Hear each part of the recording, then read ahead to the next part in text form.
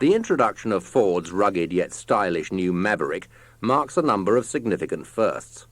Not only is it the first time that Ford salespeople have ever had to get to grips with selling a vehicle like this, it's not just a new vehicle for Ford here in Britain, it's a new class of vehicle. Maverick's what the industry calls an SLV, short for Sports Leisure Vehicle. Although, when you hear what the market background is for these things, you might agree with me that as far as Ford's dealers are concerned, Maverick's SLV stands for some lovely volume. Why? Well, just listen to a few figures. A recent survey showed that a staggering 58% of all new car prospects were interested in considering one of these four-wheel drive sport leisure vehicles. And of that group, no less than 20% were seriously contemplating purchase. Now that's some marketplace to go for. OK, there may be a lot of them, but what sort of people buy these SLVs anyway? Well, almost anyone is likely to be interested, but the most typical buyer will probably be 40-ish and married with children. He may own the car, but believe me, his wife will have had a lot to say about choosing it. And the children will get very excited about it. Children really love these vehicles. In short, it'll be very much a joint purchase decision.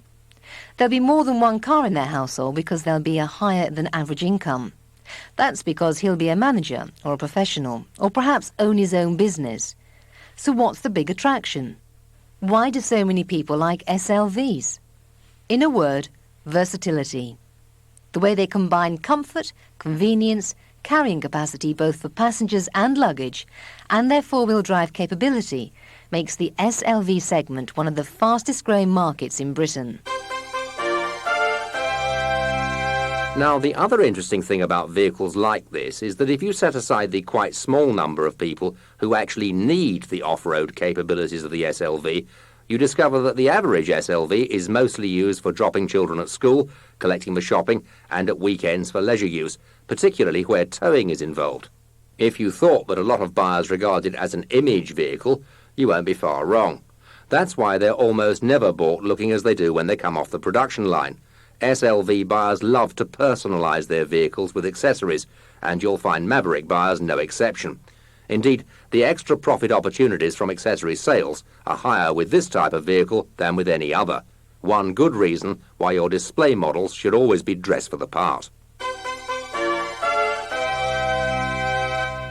Certainly, if accessories enhance the appeal, much of that appeal is rooted in the vehicle's off-road capability. Of course, it all depends what you mean by off-road. Research indicates that less than 10% of owners actually use their vehicles regularly off-road. In fact, many people use the expression off-road to mean off the main road. But whether they use it or not, owners like to know that their SLV has what it takes to perform properly in the muddy field. And when you think about it, that's not so very strange. It's just the same as an Escort Cosworth buyer, who's very law-abiding and never exceeds 70.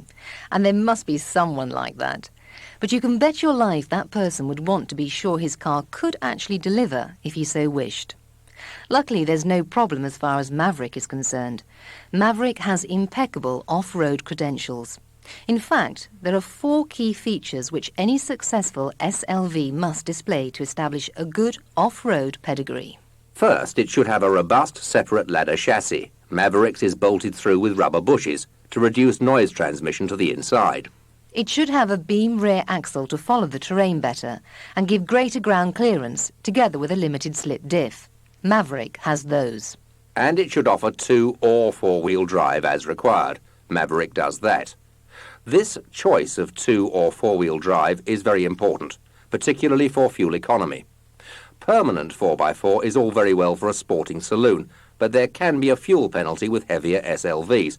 Ask any Range Rover owner. And to maximise off-road versatility, it should have the best possible approach, departure and breakover angles. These are fully explained in the product guide and are what sorts out the serious off-roader from the King's Road posing machine. Maverick is absolutely excellent in these respects. So that's the off-road list, but there are other attributes too, as important, or for many buyers, more important. And the most important of all is how Maverick performs on-road. And here there's a real story to tell. Maverick has accurately been described as Rambo in a dinner jacket. It is simply best in class on the road. It's quiet, it's fast, it's quick on the uptake. In short, it's comparable with a finely engineered car, with the added benefit of that high driving position for excellent all-round visibility. And it looks good too. Even in smaller things, Maverick has what it takes to surprise and delight. For instance, three-door models have a pedal on the rear of the front passenger seat so that the rear seat passengers can let themselves out easily. This goes well with the front seat memory on 3 doors. Move the seat and it will go back to its centre, standard position, making entering and exiting much more convenient for everybody. Easier for them to keep the place looking neat and tidy too. The buttons on the rear seat backs are stowage clips for the seatbelt buckles when not in use. And comfort levels are high.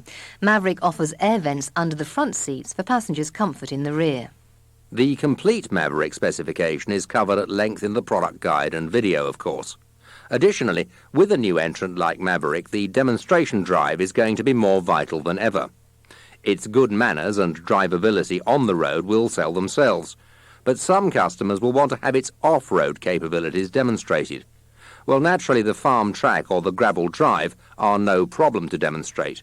But serious, especially very hilly off-road driving, is a specialised skill. So if you need to demonstrate Maverick at the sharp end, do make use of an experienced specialist or a trained instructor. Now, how about the competition? Vauxhall's offering, the Frontiera, comes in 3 and 5 door. The latter only offers 5 seats. The Frontiera is not a genuine SLV. It's derived from a pickup truck, so it can't offer one key SLV feature. It has a low driving position by comparison, together with less front headroom and front and rear legroom. It's generally smaller all-round inside and has less payload capacity and brake trailer payload. On the road, it's slower than Maverick, and its acceleration is not as good. Off-road, it doesn't offer Maverick's ground clearance, and its key approach, departure and breakover angles are significantly less than Maverick. So in both areas, the Frontiera fares significantly worse. Land Rover's Discovery is better by far. 3 and 5 door vehicles, unlike Frontiera, use the same basic body shell. And the 2 rearmost seats face inwards, curiously, so people sitting right at the back spend the journey sitting sideways, looking at each other. And you are paying for permanent four-wheel drive, with all that implies. You also get less for your money. No tilting wheel or lockable glove box on Discovery, and its options list is not so long. No height adjust option on the driver's seat, for instance. Discovery's turning circle is bigger than 3 or 5 door Maverick, it isn't as high off the ground, and its departure angle is nearly 9 degrees less than Maverick. And departure angle is the really critical one. You do have to be able to drive out of what you've driven into. But for all that, Discovery is rated a good off-road vehicle. Its Range Rover connection should not be overlooked. That can be persuasive. The Mitsubishi Shogun is a tough competitor. The Shogun 5-door diesel is a very good seller. But because this is a seriously large vehicle, it's a bit sluggish on the road until it winds up. It is actually less powerful than Maverick and delivers its power at higher revs, so it feels as if it's working hard. And despite its size, it carries 100 kilos less payload than Maverick. It has good standard equipment, but isn't as manoeuvrable as Maverick. It has a turning circle over a metre larger. Its departure angle is identical, but its ramp breakover angle is less, again reducing its off-road versatility compared to Maverick. Finally on the competition, a quick word about 2 others. The Chrysler Jeep Cherokee, recently reintroduced into the UK in right-hand drive. It's a very American vehicle in feel, sporting a 4-litre petrol engine, for instance. But it does have some nice touches and options, all packaged within a very aggressive and attractive price, presumably as part of the Chrysler effort to re-establish the mark. The problem is that it looks more like an overblown estate car than a modern SLV. It simply isn't tall enough. It is one to watch, though. And finally, the granddaddy of them all, the Range Rover, of course. This is really only a competitor in that it's a 4-wheel drive SLV. But it's so expensive to buy that it really appeals only to the Green Welly Brigade and others rich enough to tow the fueled Bowser along behind. A very pricey proposition, and these days almost a classic vehicle. which only leaves us with the other Maverick. That's right, the one with the Nissan badge, the Tirano 2. And somebody's bound to ask you, why should I buy the Ford? The Nissan's virtually identical, and Nissan have made four-wheel drive vehicles for ages. Perfectly true, on both counts. Nissan, in fact, is the leading SLV manufacturer selling in Europe, in just the same way that Ford are the leading SLV manufacturer selling in the United States. And Maverick, remember, is a joint development. It isn't a rebadged Nissan, any more than the Tirano 2 is a rebadged Ford. And there are lots more Ford dealers than Nissan dealers. And just as the Tirano 2 comes with Nissan's 3-year warranty, so, to match it, Maverick comes with 3 years free extra cover. So, no Nissan advantage there.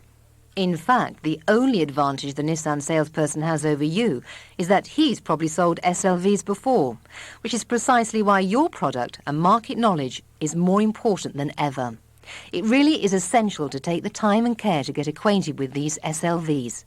Believe us, there's a great profit opportunity in this market.